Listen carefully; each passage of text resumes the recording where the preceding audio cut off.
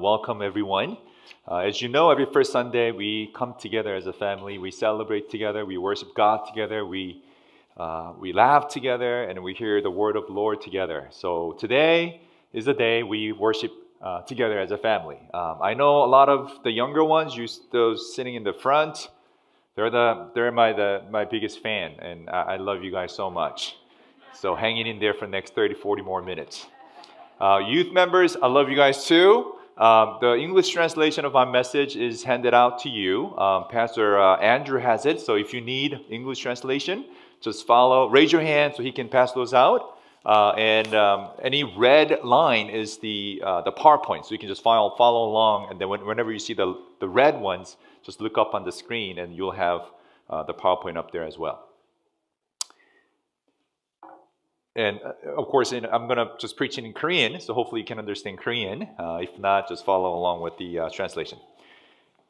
구약의 첫 5권의 책을 통해 우리는 하나님이 누구신가에 대해서 배우고 있습니다. 창세기는 창조의 하나님, creative God, 창조적인 하나님에 대해서 배웠고요. 또 출애굽기는 구원의 하나님에 대해서 배웠고, 레위기는 거룩하신 하나님에 대해서 배웠습니다. 그리고 민수기는 신실하신 하나님에 대해서 배웠죠.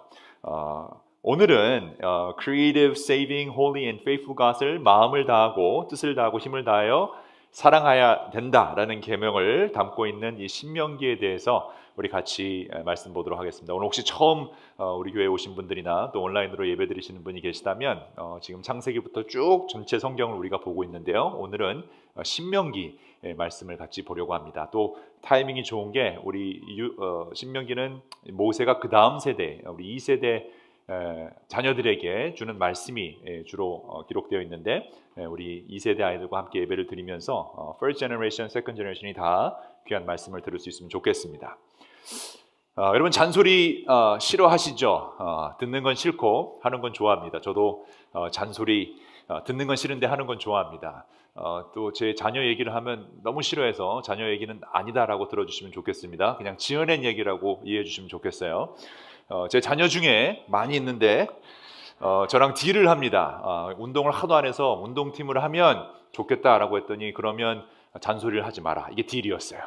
그래서 오케이, 잔소리 안 하마. 운동팀을 하면 좋겠다. 운동을 하면 좋겠다라고 하고 바로 뒤돌아서서는 근데 방을 좀 치우면 좋겠다라고 해서 잔소리 하지 말라고 했지 않냐 이렇게 저한테 뭐라고 했던 적이 있는데 우리는 잔소리 듣는 건 싫어하지만 하는 거는 좋아하죠. 신명기를 읽다 보면 모세가 엄청난 잔소리를 쏟아붓는 듯한 느낌을 받습니다. 그것도 그럴 법한 것이 광야에서 그렇게 모세의 충고를 듣지 않고 산불짜리 인생, 불만, 불평, 불순종의 인생을 살았던 1세대들이 광야에서 이제 다 죽게 되었기 때문입니다.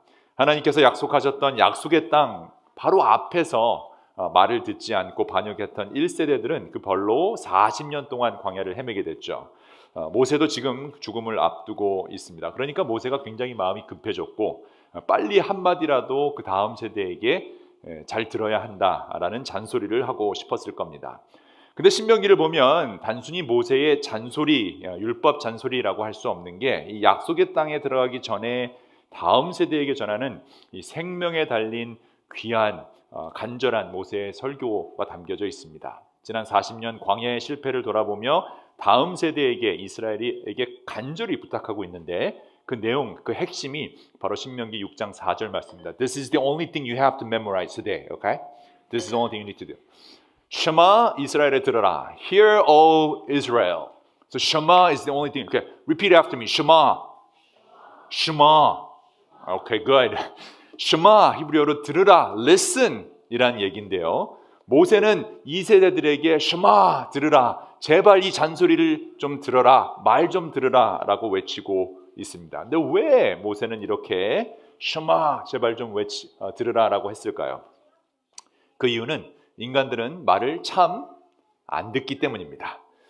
애들부터 진짜 말 잘 안 듣습니다. 하지 말라는 거 꼭 합니다. 하라는 거 안 합니다.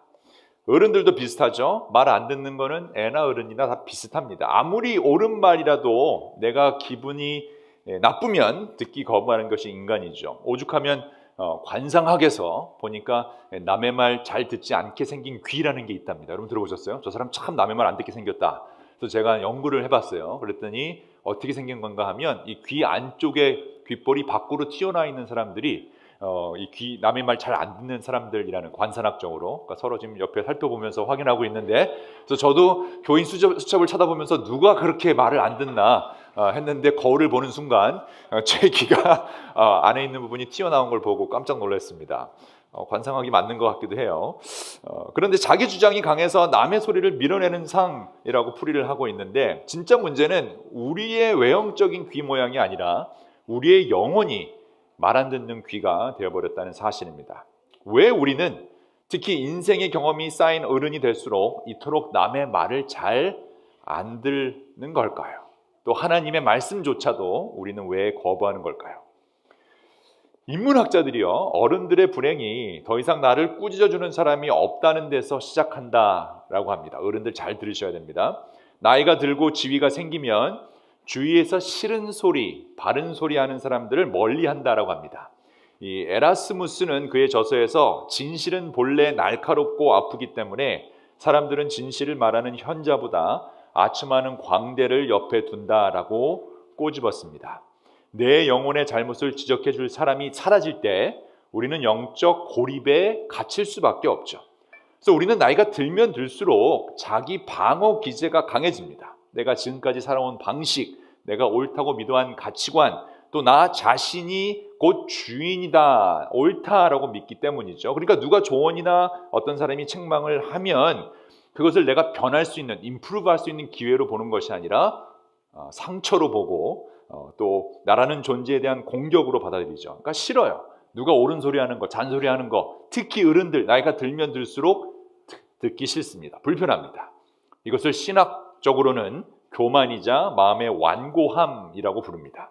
내가 내 삶의 주인이 되어 자기 우상화에 빠지게 되면 하나님의 음성까지 간섭이 되고 잔소리처럼 들립니다. 이게 너무 위험한 상태인데요. 출애굽기 그 1세대 이스라엘 세대가 그랬습니다. 그들은 하나님의 기적을 보고도 내 생각, 내 판단, 내 이득이라는 우상에 갇혀서 결국 약속의 땅을 눈앞에 두고도 그 귀를 닫아버리는 실수를 하게 되죠. 그런 인간들의 상태를 잘 알고 있었기 때문에 이제 곧 약속의 땅에 들어갈 다음 세대들에게 슈마, 제발 좀 들으라 라고 외치는 것입니다. 그렇지 않으면 그들의 조상처럼 금세 말 안 듣는 귀를 가지게 될 것을 모세는 잘 알고 있었습니다. 이 신명기의 슈마 들으라라는 말은 단순히 고막을 울리는 사운드 웨이브가 아니라 나의 자아를 내려놓고 하나님의 뜻을 내 삶으로 받아들이는 순종을 의미합니다. 그러니까 성도 여러분, 오늘 이 시간 우리의 말 안 듣는 귀를 하나님 앞에 내려놓아야 합니다. 나의 완고한 그 마음을 깨트리고 하나님의 세심한 음성에 귀를 기울이는 듣는 마음의 회복이 필요합니다. 그런 시간이 되시기를 주님의 이름으로 축원합니다. 그렇다면 우리는 과연 무슨 이야기를 들어야 할까요? 모세는 무엇을 들어야 한다라고 말하는 것일까? 신명기 6장 5절에 이렇게 외치고 있죠. 슈마 이스라엘, 이스라엘은 들으십시오. 주님은 우리의 하나님이시오. 주님은 오직 한 분뿐입니다. 당신들은 마음을 다하고 뜻을 다하고 힘을 다하여 주 당신들의 하나님을 사랑하십시오. Love the Lord your God with all your heart, with all your soul, and with all your strength. 슈마는 단순히 귀로 소리를 듣는 것에 끝나지 않고 그 안에는 hear it, 그 다음에 grasp it, 단계를 한번 볼게요. 그 다음으로 넘겨주세요. 듣고 이해하고 마음에 새기고 마침내 행동하는 것인데요. Hear it, grasp it, take it into heart and put it into practice. 슈마는 이 모든 것을 다 담고 있습니다. 즉 나의 고집과 자아로 향해 있던 그 삶의 방향을 온전히 하나님 쪽으로 돌리는 전인격적인 응답이 슈마입니다. 귀로부터 시작된 하나님 말씀이 이 손과 발까지 연결이 돼야 된다라는 것이죠. 그리고 그 쉐마의 목표는 결국 사랑입니다. 하나님을 사랑하라. 그냥 말로만 하는 사랑이 아니라 마음과 뜻과 힘을 다하여 사랑해야 한다라는 것이 모세가 부르짖고 있는 슈마입니다. 마음을 다하고 뜻을 다한다라는 것은 가치의 중심을 말합니다. 신앙은 우선순위의 문제예요. 내 삶에 누가 나의 주인이고 가장 중요하게 여길 것이 무엇이고 누구에게 충성하고 있는가에 대한 질문이죠. 그러니까 나의 모든 자원, 능력, 재정, 영향력을 동원한다라는 것입니다. 나의 관심과 생각과 시간과 돈과 관계 방식이 하나님 중심으로 돌아가는 거예요. God-centered life. 하나님이 중심이 되어서 우리가 그 주위에 살아간다라는 것이죠. 마음의 중심에 그분을 두고 나의 전체를 다 드리며 힘을 다해 내가 가지고 있는 모든 리소스들을 하나님께 향한다라는 뜻은 결국 하나님을 닮아가는 삶을 살아간다는 겁니다. 닮아가는 삶. 여러분 사랑하니까 닮아간다라는 말 들어보셨죠? 결혼하신 분들은 그런 얘기 들어보셨을 거예요. 부부는 어떻다? 네, 닮아간다. 그럼 또 원수가 닮는다 이러면 안 되고요. 사랑하니까 닮아가는 거죠. 저도 어디서 저랑 제 아내가 참 닮았다 이런 얘기 들으면 제 아내는 어떤지 모르지만 저는 기분이 좋습니다. 제가 사랑하니까 닮아간다라는 뜻으로 저는 해석하기 때문이에요. 우리가 하나님을 사랑한다면 우리는 그분이 걸어가신 길과 그분의 성품을 닮아가는 것이 당연하죠.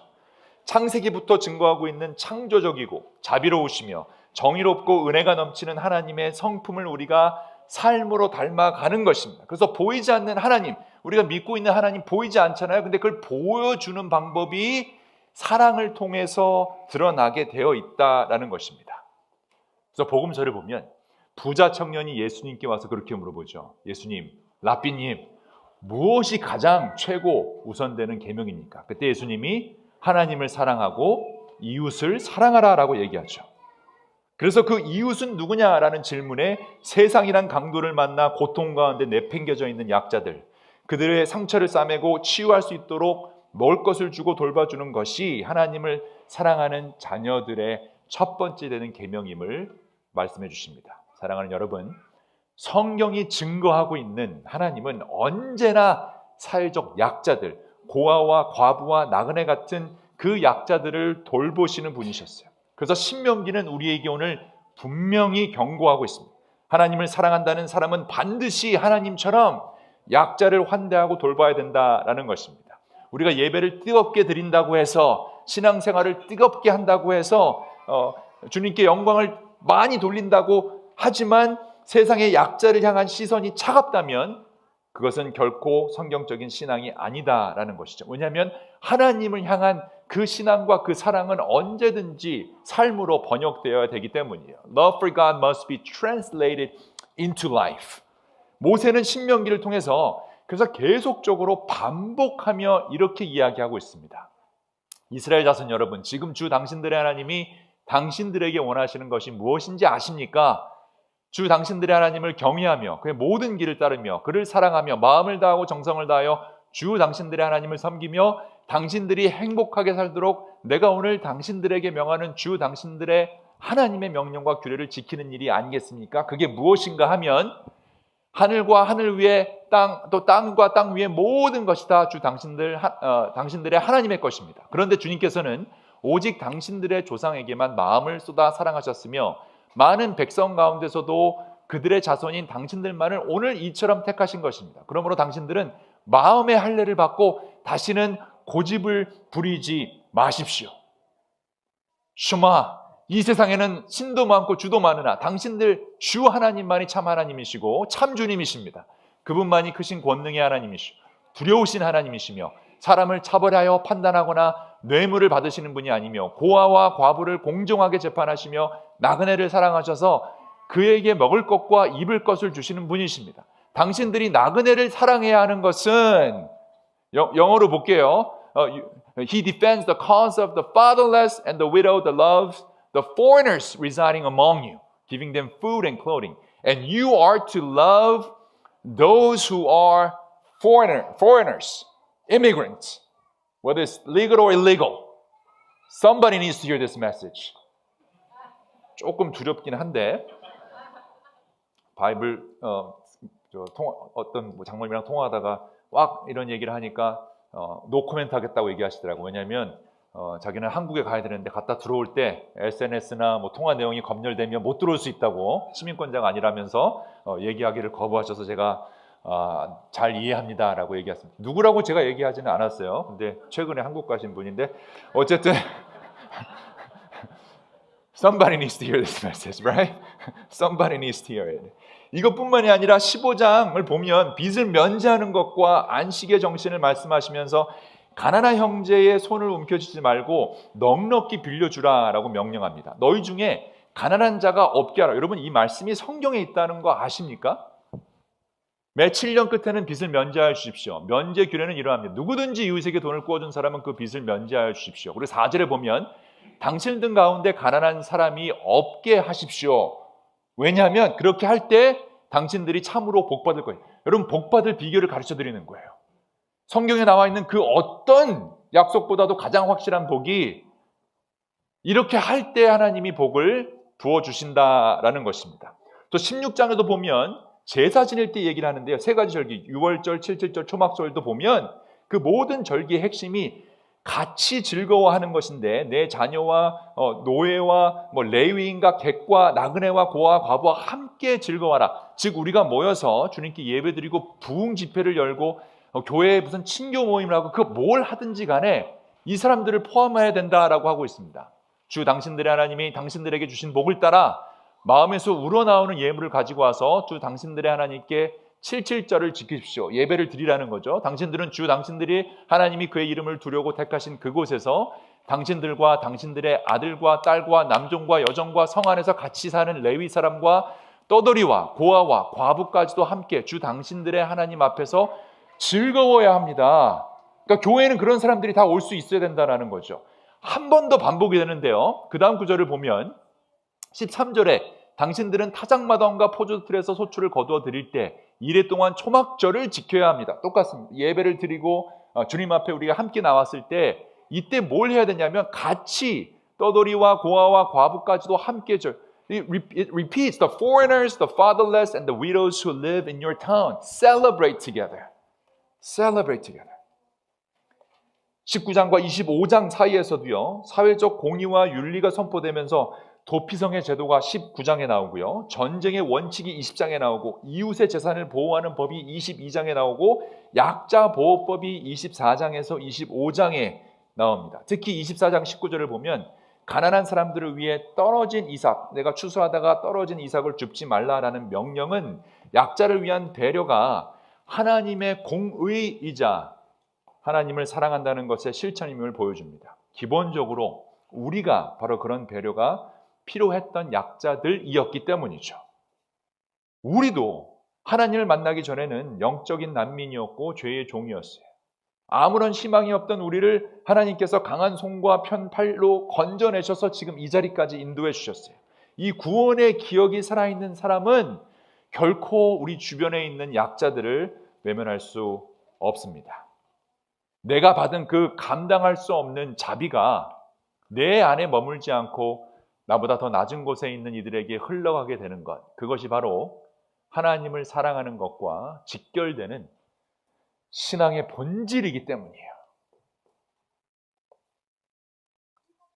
최근 미네소타에서 발생한 ICE 이민 세관 집행국의 단속 과정에서 그 과정에서 발생한 안타까운 사망 사건을 우리는 기억해야 됩니다. 큰 충격을 주었죠. 두려움에 떨며 숨어 지내야 하는 사람들이 생겨났고 법의 보호망 밖에서 생존을 위협받는 이들의 모습은 성경에 있는 애굽에서 종살이하던 신음하던 이스라엘과 매우 흡사합니다. 우리가 하나님을 진정으로 사랑한다면 이 미네소타의 그 아픔을 나의 아픔으로 느낄 수 있어야 합니다. 나만 아니면 된다라는 생각, 우리 가족만 안전하면 된다, 우리 교회만 편안하게 따뜻한 곳에서 잘 예배드리면 된다라는 마음은 이 신명기에 나온 죽어간 1세대의 마음이지 약속의 땅을 향하는 쉐마 세대의 마음이 아니기 때문이죠. 지금 많은 학자들은요, 미국 상황을 2차 세계대전 때의 독일과 비슷하다라고 말하고 있습니다. 나치 정권이 들어서면서 일어났던 상황과 매우 비슷하다라는 조심스러운 주장을 하고 있는데, 타자를 배척하고 특정 집단을 악마화하며 법의 이름으로 인권을 짓밟는 그 서늘한 기운이 80여 년 전에 있었고요. 그리고 그 시간을 넘어 오늘 지금 우리 곁에 감돌고 있습니다. 특히 너무나 소름 끼칠 정도로 비슷한 상황을 이미 기록했던 한 소녀의 일기가 있는데요. 1943년 1월 13일에 일기인데 유명한 안네 프랭크의 일기입니다. 이렇게 기록이 되어 있어요. 바깥 세상에서는 너무나 끔찍한 일들이 일어나고 있어. 불쌍하고 힘없는 사람들이 집 밖으로 질질 끌려나가고 가족들은 뿔뿔이 흩어지고 있어. 아빠와 엄마 그리고 아이들이 서로 떨어지게 돼. 학교에 갔던 아이들이 집에 돌아와 보면 부모님이 흔적도 없이 사라져 버린 걸 알게 되었어. 성도 여러분, 83년 전에 안내가 일기장에 쏟아냈던 이 공포는 오늘날 미국에서 일어나고 있습니다. 학교에 갔던 아이가 집에 돌아왔을 때 부모님이 ICE에 연행되어 텅 빈 거실을 마주해야 되는 비극이 일어나고 과거의 역사가 아니라 지금 미국에서 일어나고 있는 실존적인 현실입니다. 우리가 하나님을 사랑한다라고 고백하면서 안내의 시대에 일어났던 그 비극이 우리 곁에서 재현되는 것을 방관한다면 우리는 하나님의 말씀을 듣는 자가 아닐 것입니다. 슈마라는 외침은 80년 전의 비명도 오늘 미네소타의 눈물도 나의 아픔으로 받아들이는 것입니다. 안내 일기가 우리에게 남긴 숙제는 단순히 과거에 일어났던 일을 불쌍히 여기는 것이 아니라 오늘 또 다른 안내가 생기지 않도록 우리가 그들의 방패가 되어주는 것입니다. 그것이 바로 약속의 땅으로 들어가는 하나님의 언약 백성이 가져야 할 듣는 마음이자 하나님을 사랑하는 자들의 모습이어야 할 것입니다. 사랑하는 그리스도인 여러분, 그리스도의 교회는 단순히 나의 영적 만족을 채우고 위로받는 종교 서비스 센터가 아닙니다. 교회는 억압받는 자를 품고 이민자와 난민 그리고 사회적 약자를 보호하는 사랑의 공동체이어야 합니다. 남성교회나 여성교회를 만들어 놓고 마음에 맞는 사람들끼리 모여서 고기 구워 먹으며 여기가 좋사오니 하는 소셜클럽이 아니라는 거죠. 다행히 우리 교회는 남성교회, 여성교회 없어서 상처받을 사람이 없죠. 그런 모습은 성경에도 없고요. 교회의 어떤 모습도 그렇게 표시되지 않았습니다. 교회는 그 어떤 죄인이라도 예수의 이름으로 용서받을 수 있는 곳, 예수의 이름으로 구원받고 다시 회복될 수 있는 곳, 도피성 같은 곳, 약자들이 보호받으며 하나님의 정의를 외칠 수 있는 곳이 되어야 할 것입니다. 그러므로 우리는 질문해야 합니다. 주님, 우리 교회가 이 시대에 어떤 교회가 되어야 합니까? 우리는 고통받는 나그네들의 눈물을 닦아주는 공동체입니까? 아니면 우리끼리 부흥하고 잘되면 그만인 그런 종교 서비스를 베푸는 소셜클럽입니까? 동시대를 살았던 독일에 행동하는 신학자 디트리 본 해퍼의 외침은 오늘날 우리에게 모세의 다른 음성으로 전달되고 있습니다. 하나님께 예라고 말한다면 모든 불의와 악, 거짓과 약자에 대한 폭력에 대해서는 반드시 아니요 라고 이야기합니다. This is what Bonhoeffer said 80 years ago. A yes to God requires a no to all injustice, evil, lies, and violence against the weak. 이것뿐만이 아니고요. 악 앞에서 침묵하는 것은 그 자체로 악입니다. 하나님은 우리를 무지하다고 하지 않으실 겁니다. 말하지 않는 것이 말하는 것이요. 행동하지 않는 것이 행동하는 것입니다. Silence in the face of evil itself is evil. God will not hold us guiltless. Not to speak is to speak. Not to act is to act. Youth, children, maybe this is too heavy a message for you, but your generation must stand up and understand the message of Jesus Christ and what the Bible says to you. 우리가 예배 시간마다 고백하는 아멘은 단순히 내 마음이 좋습니다라는 감탄사가 아닙니다. 그것은 하나님의 정의와 그 사랑의 예라고 응답하는 동시에 이 땅에 억눌린 자들을 괴롭히는 모든 불의에 대해서 아니요라고 외치겠다는 결단입니다. 지금 미국에서 일어나는 이 IC의 강압적인 단속과 무고한 시민의 죽음, 끌려나감, 이 아픔과 고난은 그들의 문제가 아닙니다. 그것은 하나님의 형상을 닮은 인간의 존엄성을 훼손하는 사건이고 그 불의를 묵인하는 순간 우리가 누리는 이 평화와 이 안전 또한 모래성처럼 무너지게 될 것입니다. 그래서 마틴 루터 킹 목사님은 인생에서 가장 끈질기고도 긴급한 질문이 바로 이것이라고 우리에게 도전합니다. What are you doing for others? What are we doing for others?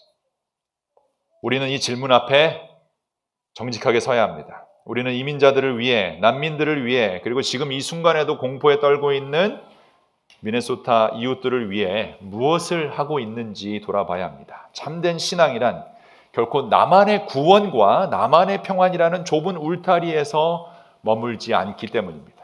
지금처럼 이민과 난민 사안이 사회적 논쟁이 되고 갈등이 깊어지는 시기에 그리스도인은 절대 중립이라는 이름 뒤에 숨거나 침묵을 지키는 그런 사람들이 아닙니다. 그것은 하나님의 정의와 사랑을 외면하는 방관이기 때문입니다.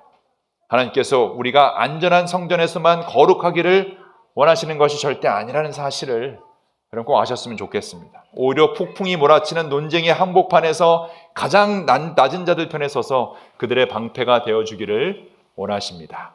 신앙이란 귀로 시작해서 손과 발로 완성이 됩니다. Faith begins in the ear but ends in the hands and feet. 잘 듣는 사람이란 하나님이 아파하시는 그곳에 서 있는 사람입니다. To listen is to stand where God's heart breaks. 그러므로 여러분, 하나님을 향한 사랑은 언제나 삶으로 번역되어야 할 것입니다. 귀 있는 자는 들을지어다. 말씀을 맡겠습니다. 모세가 죽음을 앞두고 다음 세대에게 남긴 마지막 유언은 복잡한 이야기가 아니었습니다. What's the one word that I said you have to remember today? Shema. That's it. Shema. 제발 좀 들으라 라는 외침이었어요. 하나님의 말씀을 듣고 그분의 아파하는 마음을 내 마음에 새겨 그분이 사랑하는 이들을 위해 내 삶을 던지라는 간절한 부탁이었습니다. 우리의 신앙은 예배당의 안락한 의자 위에 완성되지 않습니다. 우리가 하나님의 말씀에 진정으로 예라고 응답했다면 이제 세상의 불의와 고통받는 나그네들의 신음소리를 향해 우리의 발걸음이 옮겨져야 되는 건 당연합니다. 우리 역시 이 땅의 나그네이자 이민자이자 고아이자 과부이자 약자이자 버림받은 죄인이었기 때문입니다. 하나님의 전적인 자비로 구원받은 존재라는 사실을 우리가 인지한다면 우리는 기억해야 합니다. 우리가 어떠했고 하나님이 어떻게 우리를 구원해 주셨는지. 그러므로 지금 여러분 주위에 신분 때문에 또 환경 때문에 두려움에 떨고 있는 이민자, 난민 가정이 있다면 그들의 안부를 묻고 실질적인 도움을 우리가 주어야 할 것입니다.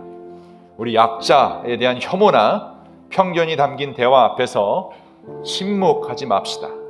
하나님을 사랑한다면 보나프 목사가 악에 대해서 아니요라고 말하고 외친 것처럼 우리도 하나님의 정의와 긍휼을 대변하는 용기를 내야 할 것입니다.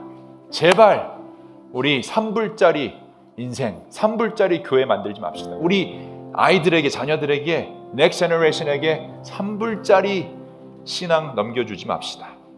하나님은 정말 사랑함으로 그분을 닮아가는 그런 삶, 그런 부모의 모습, 소외된 이웃의 눈물을 닦아주고 억눌린 자들의 친구가 되어주며 나를 아프게 한 자를 용서하는 그 사랑의 행동이야말로 우리가 다음 세대에게 보여줄 수 있는 가장 확실한 신앙의 유산일 것입니다.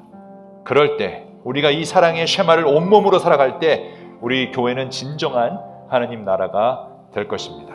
왜냐하면 하나님을 향한 사랑은 언제나 삶으로 번역되어야 하기 때문입니다. 신앙은 귀로 시작해서 손과 발로 완성됩니다. 잘 듣는 사람이란 하나님이 아파하시는 그곳에 서 있는 사람들입니다. 아멘, 아멘. 기도하겠습니다.